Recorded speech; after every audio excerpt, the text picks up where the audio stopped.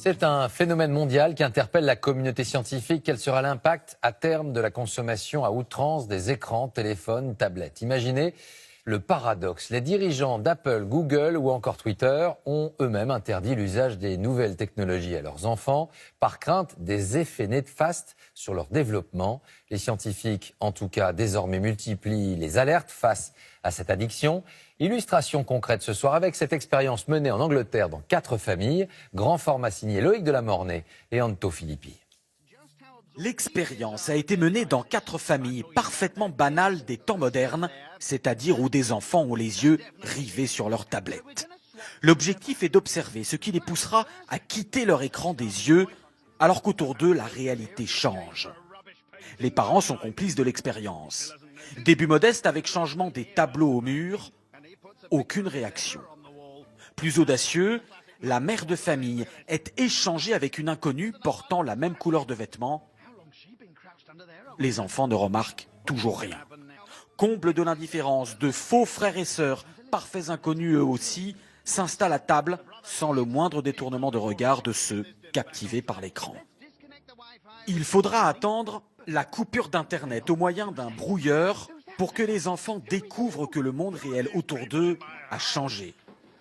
Cette expérience, menée par une marque alimentaire pour promouvoir les repas en famille, a été réalisée sur un ton léger. Mais sa démonstration est extrêmement préoccupante pour cette spécialiste des addictions. Plus les enfants passent du temps devant les écrans, moins ils regardent directement les autres dans les yeux. Et sans regard direct, on ne lit plus les codes sociaux, donc ils n'apprennent plus à vivre en société.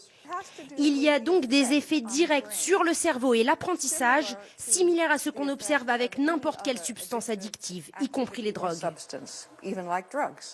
Une vraie drogue, le mot est lancé. Au Royaume-Uni, une autre addictologue réputée est allée encore plus loin, déclarant récemment dans une conférence « Je dis toujours aux parents, quand vous donnez à votre enfant une tablette ou un smartphone, en réalité, c'est comme si vous lui donniez une bouteille de vin ou 1 gramme de cocaïne. » Ce psychiatre britannique, lui, a été l'un des premiers, il y a 10 ans, à considérer les jeux vidéo et les écrans comme une addiction grave, avec là encore des comportements similaires à la drogue, y compris lorsque les patients sont en manque. Ils s'y consacrent dès le réveil, repoussent leur toilette, ne prennent pas leur douche ou leur petit déjeuner pour être tout de suite sur les réseaux sociaux.